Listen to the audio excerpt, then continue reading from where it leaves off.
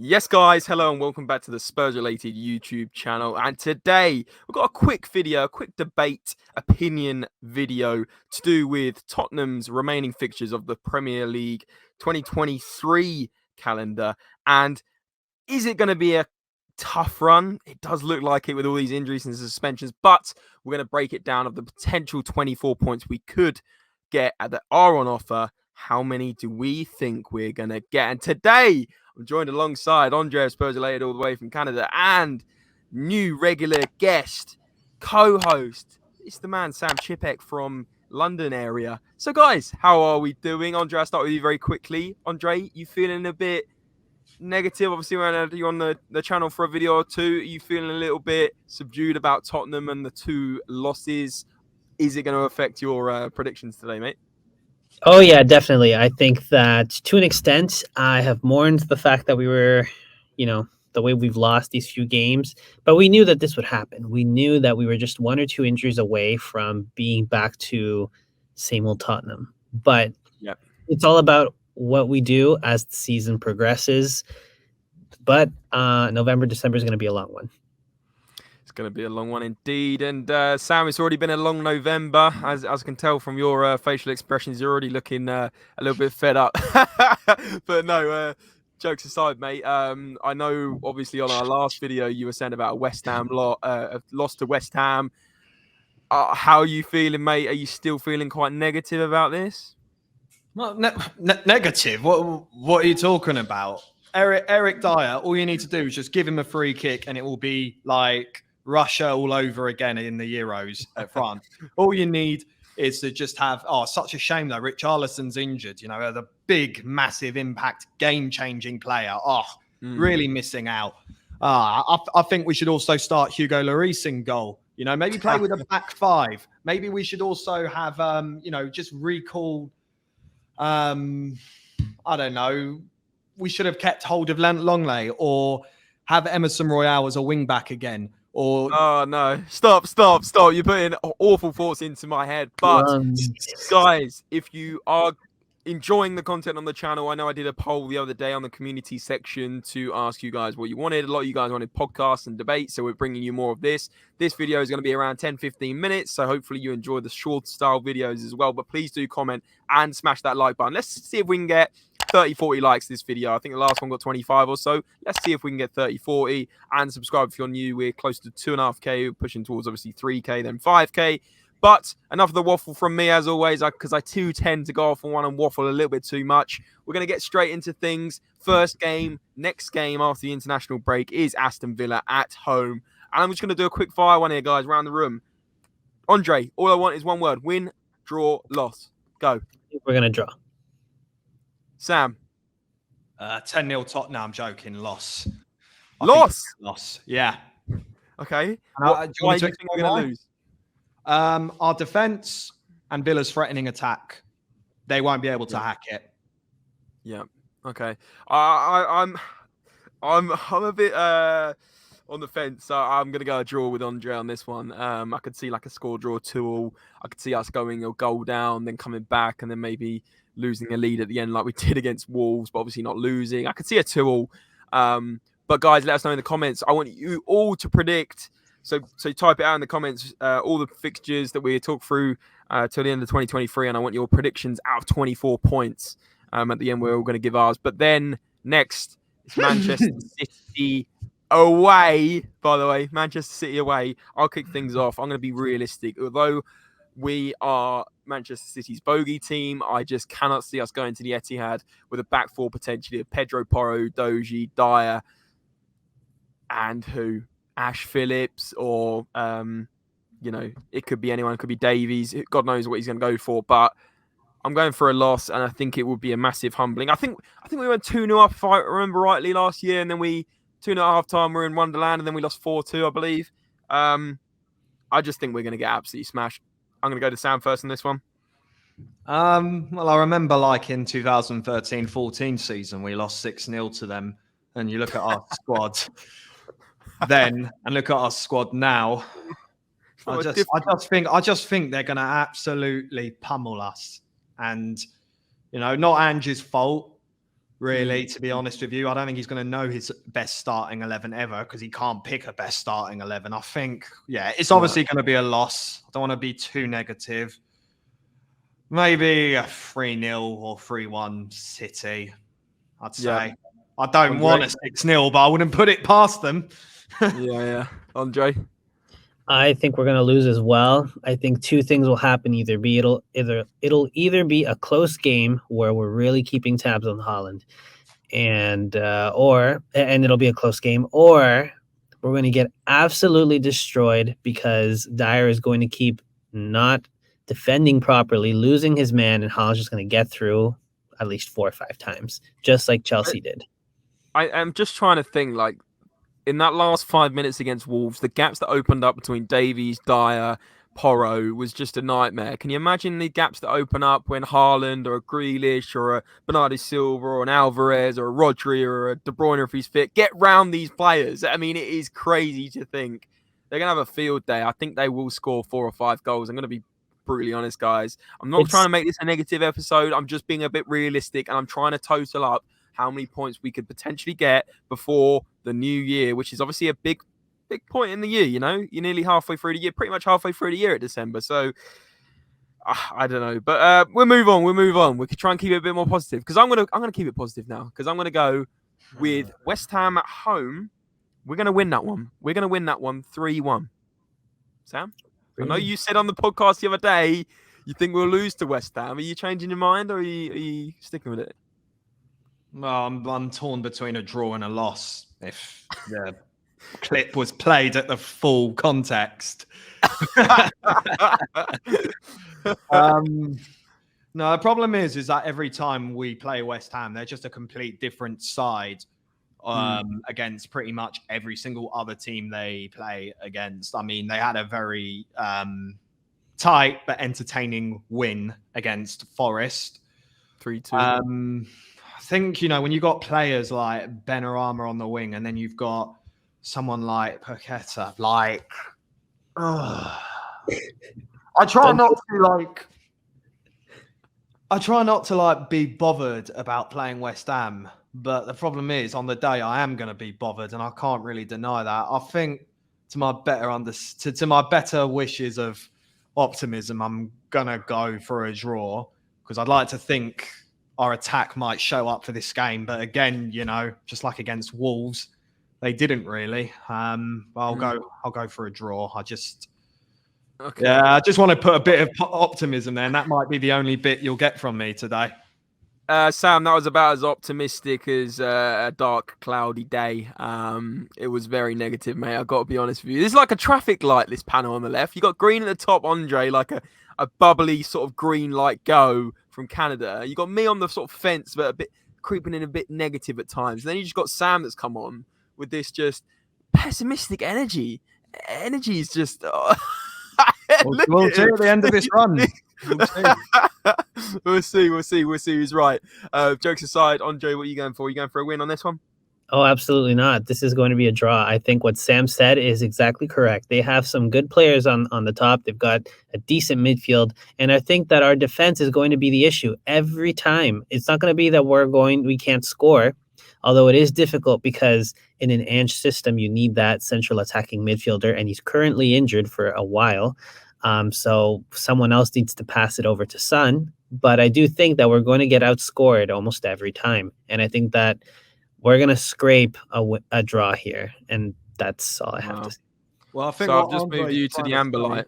I think what Andre's trying to say, do you want to finish what you're saying? No, sorry. I think what Andre's trying to say, which is pretty much fact, is that this Ange ball is non-existent at the moment because we are missing our key players that have that ability to be able to, someone like James Maddison, who is a game changer alone. And that's why Son was in brilliant form.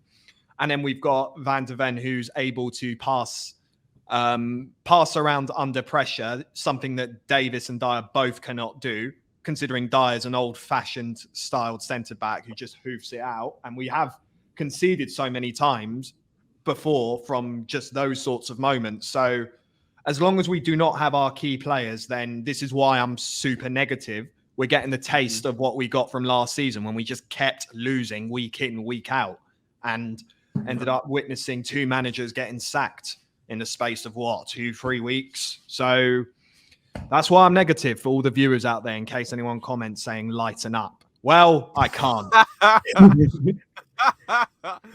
Guys, let us know if you're feeling like Sam Chipek or if you're feeling a bit like, well, I don't know, I guess like a Jack. We're missing the optimism of a Jack this video.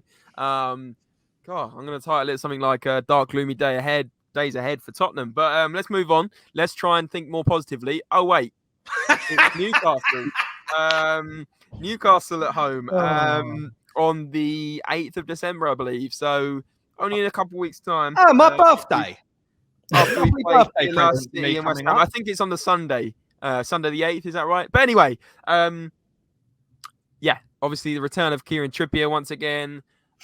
Newcastle doing pretty well in the league, but obviously they've got the Champions League they're focusing on as well, which doesn't look like they're coming out of that group. But anyway, without going off on one, I'm going to just be honest, guys. Newcastle at home, if you asked me 2 games ago, I'd have said win, but how we're doing now and how things are with the back line and everything else, I'm going for a draw. 1 point. Yeah, On yeah. I Drain. think I'm going with a loss. I don't see us getting a point from here. We're going to get outscored again, and they're going to cover Sun completely. So that's it. Sam? Well, they did lose to Bournemouth the other day, but I just don't think that means anything. They've got a lot of injuries at the moment. Yeah, they do. Really, it's Almiron who. Yes, for me, I think our main threat really is Almiron. Maybe Gordon if he's having a good day.